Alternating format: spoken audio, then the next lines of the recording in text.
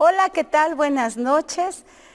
Yo soy Frida Vargas, soy esposa del doctor Cobos y bueno, junto con él estamos a cargo del Ministerio de Niños de Viento Recio de esta ciudad de Pachuca. Y bueno, pues hoy es una noche muy especial. Hoy voy a poderles compartir parte de mi vida, o más bien toda mi vida, para que ustedes conozcan cómo era de niña y qué es lo que hago ahora. Cómo Dios me sacó de donde estaba, cómo Dios me trajo a este lugar, ¿sí? Y bueno, antes de comenzar yo quisiera leerles el Salmos 27:10 que dice, aunque mi padre y mi madre me dejaran, con todo Jehová me recogerá. Y así se va a llamar este tema, va a tener algo de eso. Y bueno, dice, cuando yo realmente entendí lo que este versículo decía, mi corazón comenzó a sanar poco a poco. Ahora entiendo que Dios me había guardado en el hueco de su mano desde que yo era una bebé, desde que estaba en el vientre de mi madre. Dios me ha guardado, y me sigue guardando. Mis abuelitos, ellos decidieron que yo me tenía que ir a vivir con ellos a Tulancingo mientras mi mamá terminaba de estudiar. Mi madre fue una madre soltera. Y pues en estos tiempos y en esos tiempos, hace 50 años, pues era muy difícil ser madre soltera.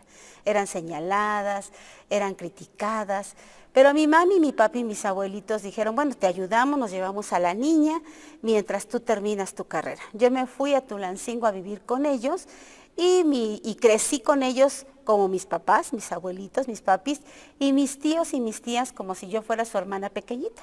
La verdad es que era yo la consentida de mi papá y de toda la casa.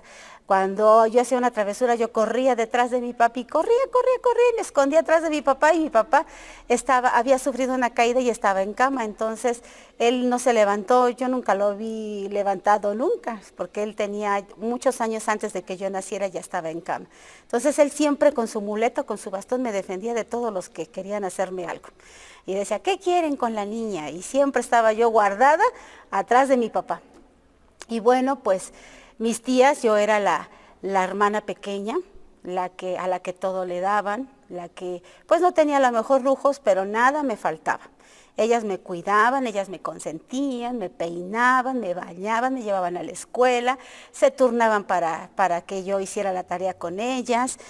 Y bueno, pues mi mamá finalmente se casó con un buen hombre, un médico, con el cual tiene 9 hijos, tengo 9 hermanos, a los que amo mucho, y esos hermanos, pues nunca los he visto juntos, nunca me he sentado en una mesa con ellos porque casi no los conozco, sin embargo, sí nos hablamos, nos mensajeamos a veces, y bueno, pues yo cuando yo era niña casi no veía a mi mamá venía a Tulancingo cuando venía o embarazada, o criando al que seguía. Siempre estaba embarazada o criando al que seguía. Y ahí venía a presentar al nuevo hijo. Entonces era cuando venía a visitar a mis abuelitos acá a la casa Tulancingo y era cuando la veía. Alguna vez ella me dijo, no me digas mamá aquí delante de los demás, yo soy tu tía. Y eso se quedó guardado en mi corazón. Se quedó guardado por muchos años hasta que fui adulta, muy adulta. Después, mis abuelitos, pues como les decía, me cuidaron, me guiaron, siempre por el buen camino. Mi papá siempre me enseñaba las cosas de Dios, ¿sí? Mi mami también siempre me enseñaba las cosas de Dios. Crecí en una familia donde me enseñaron a amar a Dios. Crecí rodeada de cuidados, de apapachos, ¿sí? Pero ¿qué creen? Algo me faltaba. Los niños en la escuela eran crueles conmigo. Los niños en la escuela me decían, oye, ¿por qué tu mamá es viejita? Oye, ¿por qué tú no tienes papá? ¿Por qué tu papá nunca viene? Y eso se quedaba guardado en mi corazón porque yo veía cómo pues las mamás iban por sus hijas, pues eran mamás jóvenes. Mi mami pues sí ya era grande, o iban mis tías, entonces había una niña que siempre se encargaba de estar, me dice y dice y dice y dice y dice, y hasta la fecha cuando la veo todavía me mira raro, y yo, ay, pobre mujer, digo, ¿no? ¿Yo qué le hacía?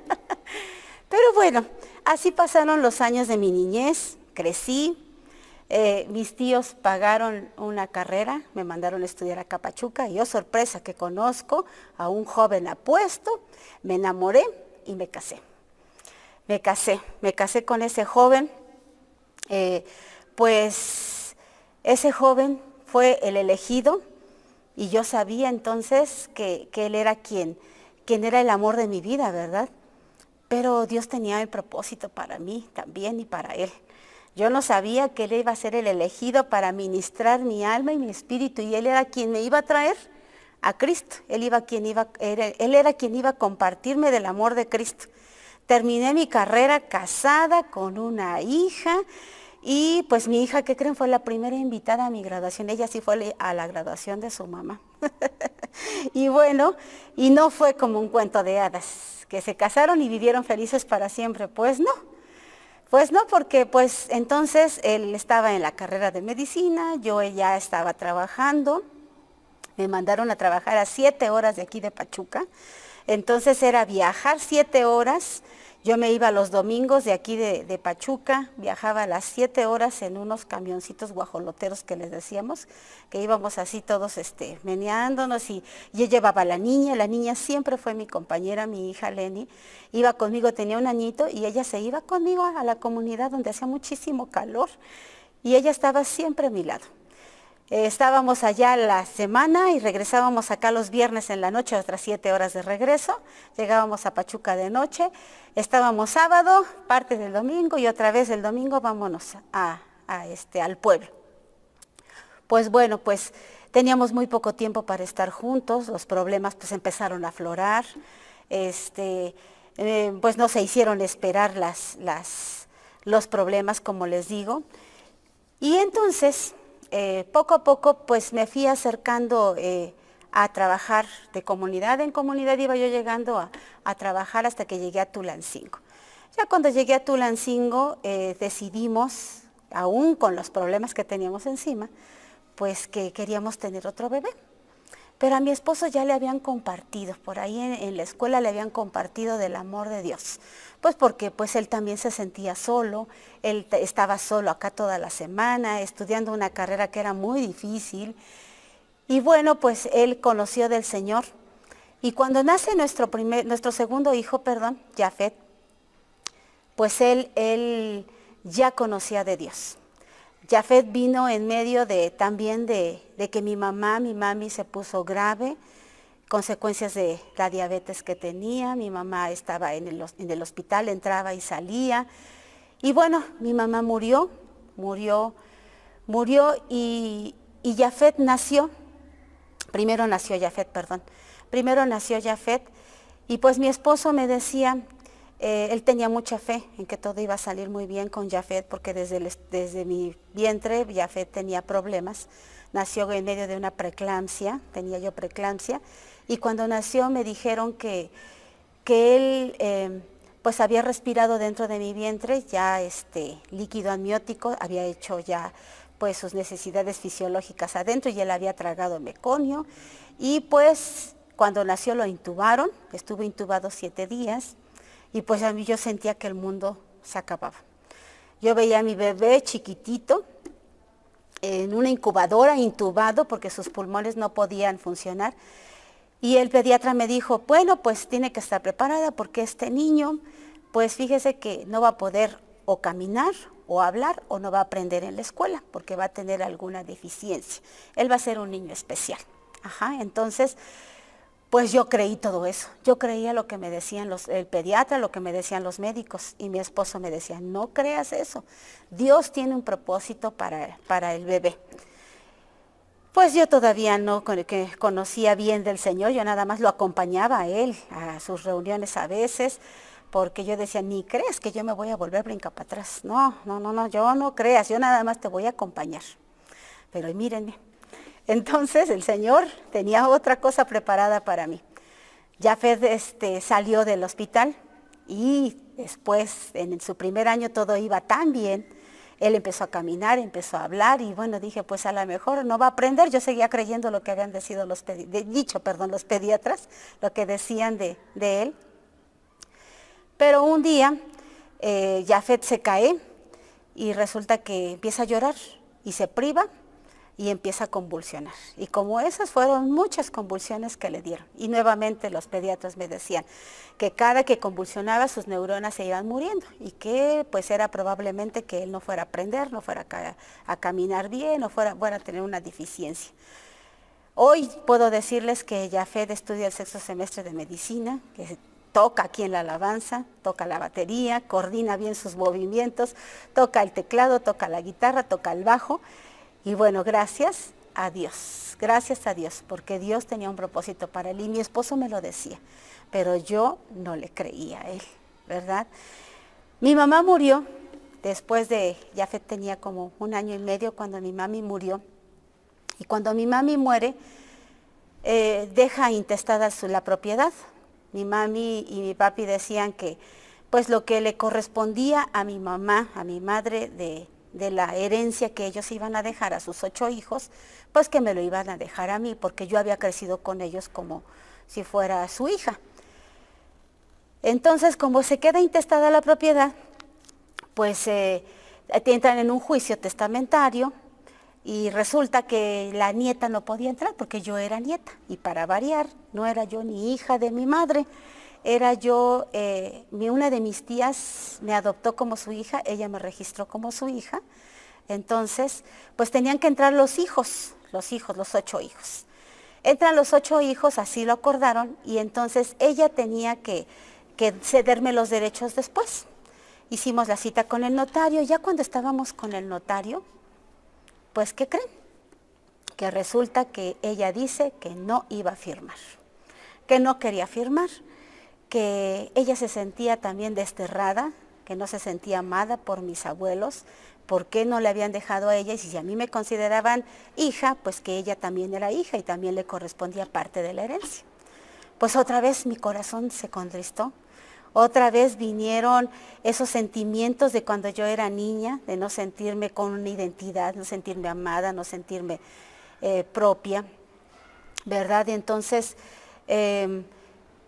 llegaron, Dios tenía un propósito, llegaron a mi escuela unos padres de familia que eran pastores de una iglesia pequeñita en Tulancingo.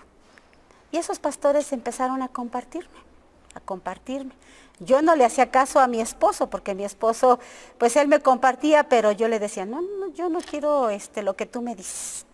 Pero estos pastores se encargaron de mí.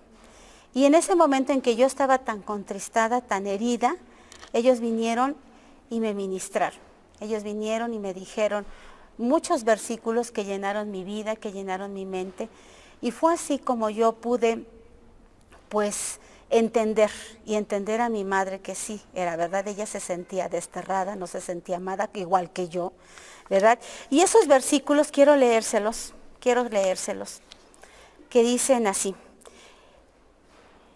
Dice en el Salmo 27:10, que fue con el que empecé, aunque mi padre y mi madre me dejaran, con todo Jehová me recogerá. Cuando yo entendí eso fue sorprendente.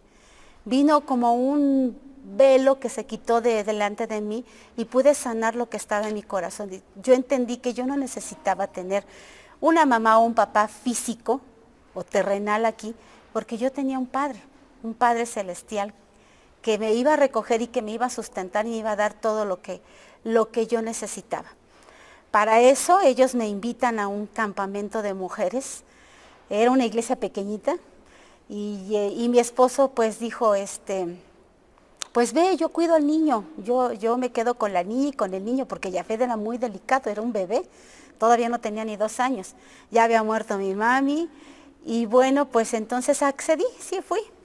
Y yo decía, bueno, pero yo veía cómo oraban por las mujeres, y yo veía cómo se caían, y yo decía, yo no me voy a caer, yo ni crean que me voy a caer. Ya había entendido, ya me habían compartido, pero yo todavía me resistía. Y entonces empezaron a orar por la que estaba al lado mío, y cuando abrí los ojos yo estaba en el suelo. Y me levantaron y otra vez volvieron a orar por mí y en el suelo.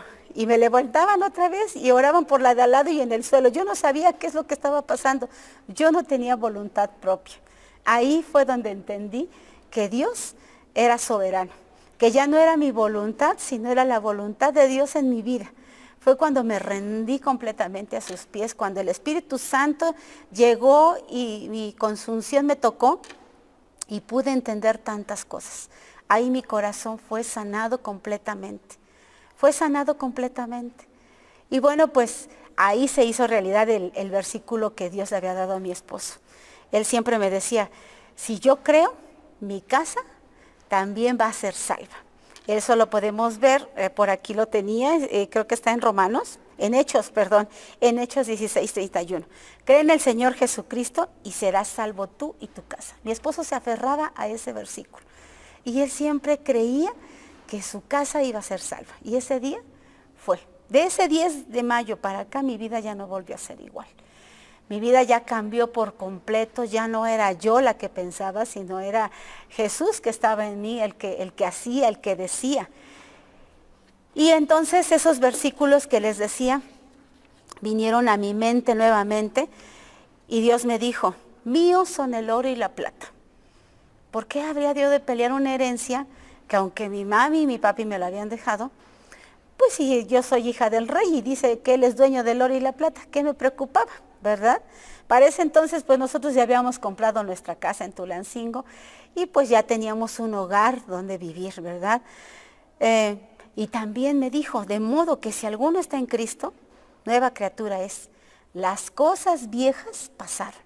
Ahora yo ya estaba en Cristo.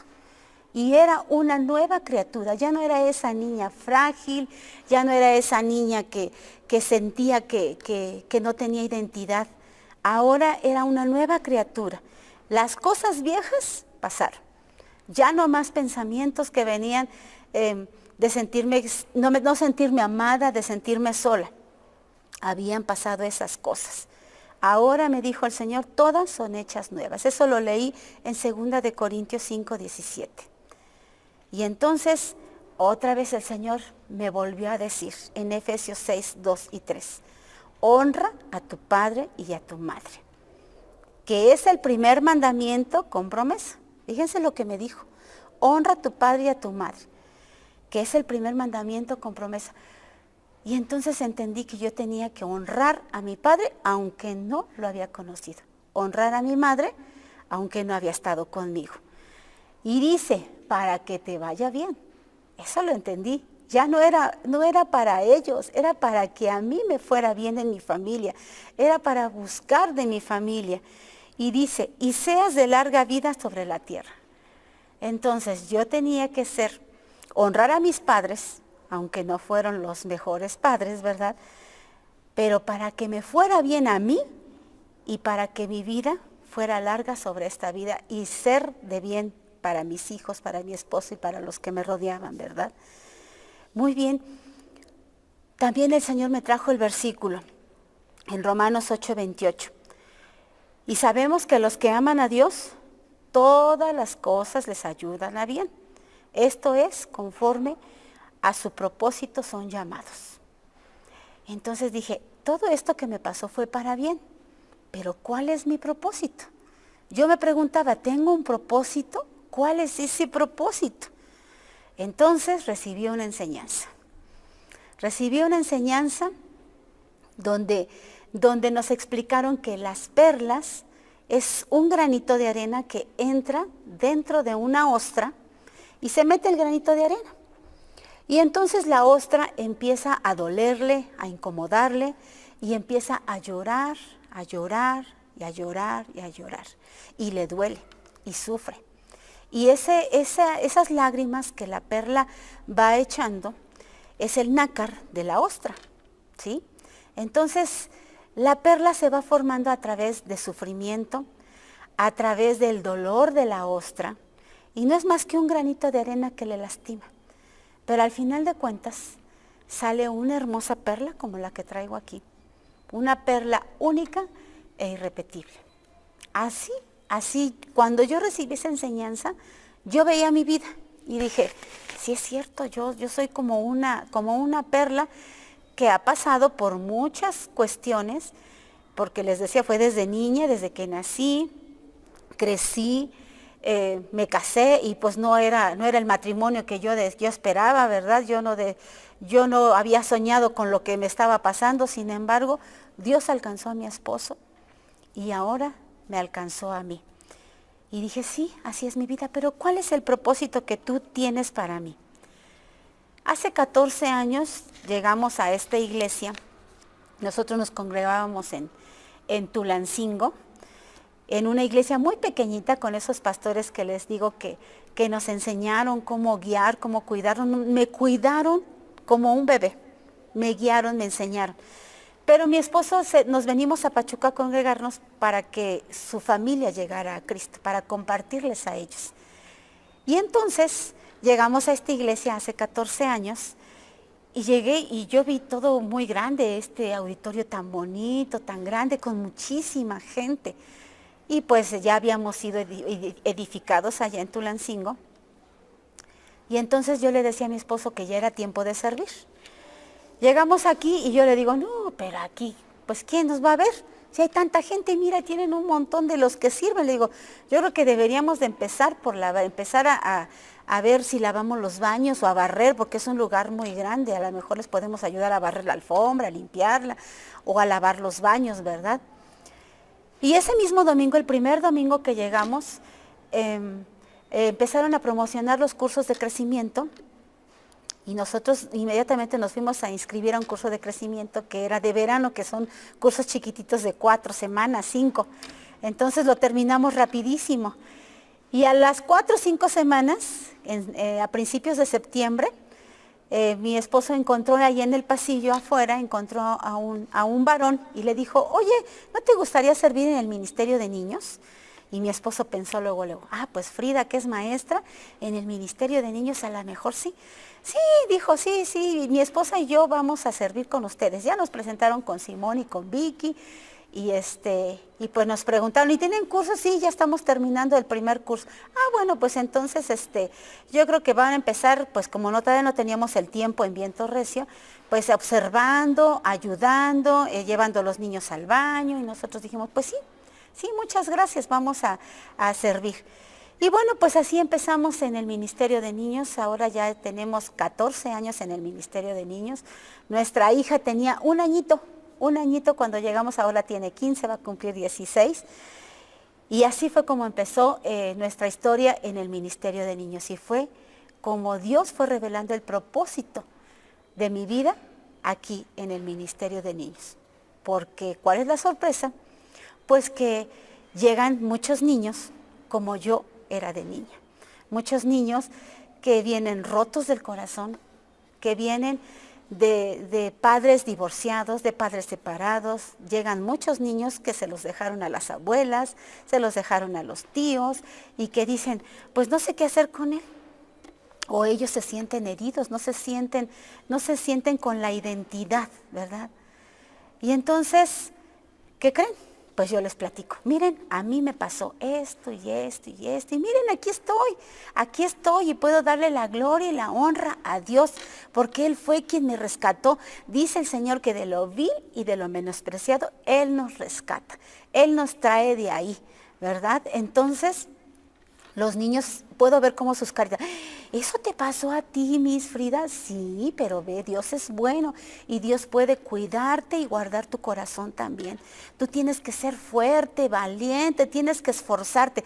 Va a haber muchos tropiezos en la vida, pero si tú estás en Cristo, si yo hubiera conocido a Cristo a tu edad, pues otra cosa hubiera sido, otro gallo me cantaría, les digo.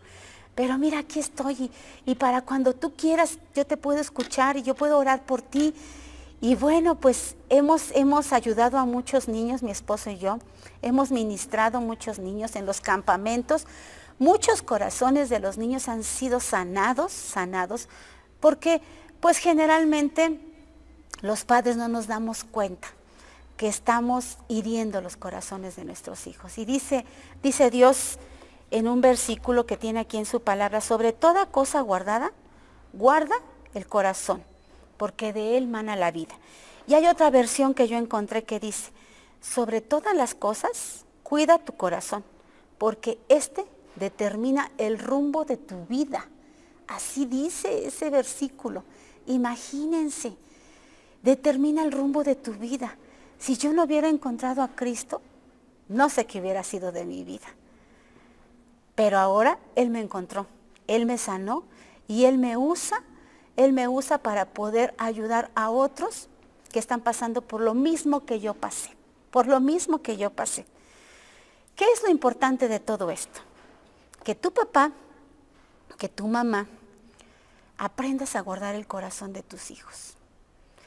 Y también, si tú eres una persona como yo, que siente que la vida no le había ido bien, que se sentía sola, abandonada, que no tiene identidad, que piensa que no tuvo un papá que la amó, piensa que no tuvo una mamá que la amó, yo te invito a que recibas al Señor, porque dice que Él te va a recoger, que Él no te va a dejar, que aunque tus padres te dejen, que tu madre te deje, que tu padre te deje, dice, yo te recogeré. Y dice que Él te va a sostener con su diestra, con su mano, y que te va a guardar en el hueco de su mano, como lo hizo conmigo. Si tú sientes que no eres amado o amada, déjame decirte que tienes un Padre Celestial que te está esperando con los brazos abiertos, para que tú vengas y llegues y recibas un abrazo de Él. Te amamos, te bendecimos, esperamos que esta palabra llegue a tu corazón. Y te esperamos aquí, porque aquí también, pues sabemos muchos que éramos rotos como tú, pero que estamos restaurados para poderte ayudar. Te amamos, que Dios te bendiga. Una de mis primeras experiencias en relación al dar y recibir fue cuando fui con un amigo a Houston y yo llevaba mi carro y nos pusimos de acuerdo para que él pagara todos los gastos, gasolina, comidas, y bueno, yo tenía el transporte. Pero llegamos a una congregación donde el director pedía para poder cubrir todos los gastos del Congreso. Finalmente termina el Congreso y ya nos salimos del auditorio para poder ya regresar a la Ciudad de México. Y le dije, necesito que me des dinero para echarle gasolina al carro. A lo cual él se queda serio y dice, ¿qué crees? Que di todo el dinero que traía para la obra del Señor. Y yo me puse súper enojado, preocupado, porque dije, ¿y ahora cómo vamos a regresar? Yo no traigo dinero. ¿Y cómo le vamos a hacer? ¿A quién le vamos a pedir? Y él se me queda viendo y me dice, bueno, yo confío en que Dios nos va a dar, pero pues a ver que nos dé porque ya nos vamos. Dice, pues sí, pero a veces no funciona así. Entonces debemos de creer en Él. Y estaba yo enojadísimo, regañándolo, y en eso lo mandan llamar adentro de la congregación. El que estaba como director entra a su oficina, le pregunta su nombre, le dice dónde está como misionero, él dice que en México, le pide su nombre, lo anota en un papel, y ya una vez que lo anotó, estaban platicando, yo estaba en la parte de afuera, muy molesto, saca un cheque y le da un cheque con lo que necesitábamos para regresar y aún para comer. Así es de que le da el cheque y le dice, mira, quiero darte esto de parte de Dios, siento que esto te va a servir. Sale de ahí y el otro, pues para desquitarse, me pone el cheque en la cara diciendo, mira, tienes que creer, tienes que confiar en Dios. Y yo me quedé todo, ups, me puso una lección extraordinaria el Señor. Esa experiencia me sirvió para entender que si tú das, recibes. Y que recibes lo que tú sabes que necesitas para poder caminar en el camino del Señor. Así de que no dejes de dar a la obra del Señor. No dejes de depositar en el lugar, en el Oxxo, en el banco o en la farmacia. Vamos a dar porque Dios ama al dador alegre y porque la Escritura nos dice, pruébame ahora en esto y abriré las ventanas de los cielos. Así es de que hay muchos ejemplos de mucha gente que ha recibido de lo que mucho han dado. No dejes de dar. Es difícil desprenderte de algunos recursos cuando tienes necesidades, pero no das porque te sobra, das porque Dios ama al que se desprende por medio de la fe de lo que tiene. Así es de que no dejes de dar y da con alegría y sencillez de corazón.